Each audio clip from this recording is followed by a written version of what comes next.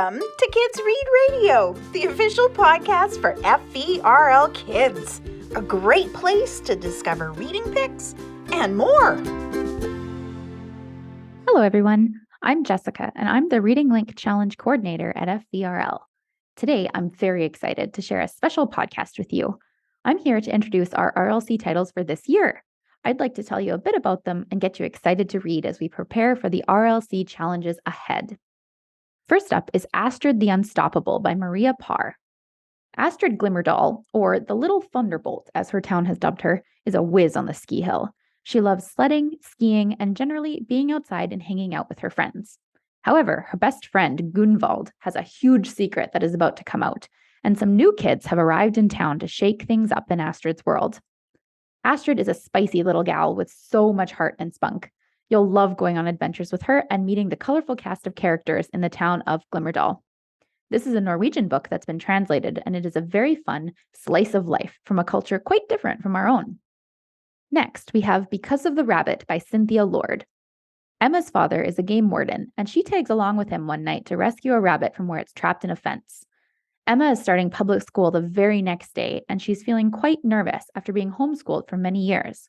What will school be like? Will she make a best friend like she wants to? What if she doesn't? She finds that the little rabbit helps her to calm down, and she decides to advocate for keeping the bunny forever, no matter what happens with her friendships and her new school life. This book shows what it's like starting something new, how scary it can be to face the unknown, and how animals can help us through when life gets hard. Up next is J.D. and the Great Barber Battle by J. Dillard. J.D. is a haircutting whiz. He learned how to cut his own hair after a disastrous cut from his mom, and now everyone wants him to do their hair too. He decides to put his skills to the test and make some money while he's at it. However, the other barber in town soon realizes what J.D. is doing, and he decides that there's only enough room in town for one of them. This is a short, fun read set in a Mississippi suburb, and you'll be so invested in J.D.'s journey that you won't be able to put the book down. The illustrations fit the text perfectly in this own voices story. Fourth up is Linked by Gordon Korman. What would you do if you came across a swastika painted in your school hallway? That's the question that Link, Michael, and Dana face in this novel, and unfortunately, that first case of vandalism isn't the last. More swastikas and more attention are coming their way, but the students are ready to fight back with a project that will bring everyone together rather than allow them to be torn apart by hate. This book explores a really tough subject, but it focuses on how kids can make a difference and acknowledge the past without allowing the bad things to happen again. I listened to the audiobook and I loved it. The narrators are amazing. Our fifth book is Peter Lee's Notes from the Field by Angela Ahn. Peter Lee knows that he is meant to be a paleontologist. He loves dinosaurs, and when he enters a contest to win a trip to Drumheller, he feels like it's the perfect first step to fulfilling his dream. However, things begin to fall apart.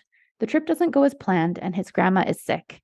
Peter will have to decide what's really important to him and what he can do to help his family when they need him the most. This book is set in Vancouver, and author Angela Ahn lives and writes in Vancouver in real life. If you like dinosaurs and family stories, you'll love this book.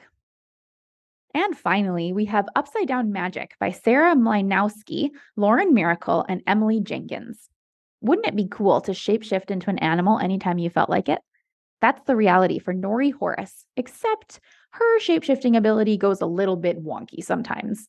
She should be on her way to the Magic Academy run by her father, but instead she's forced to go to a school with others whose magic is a little bit wonky, where she will learn how to control her magic, or maybe embrace her own unique talents. This book is full of great characters with amazing magic abilities, and it's so much fun to imagine what you might do with powers like these. This is the first book in the Upside Down Magic series, so if you love Nori and her friends, there's much more of this world to dive into.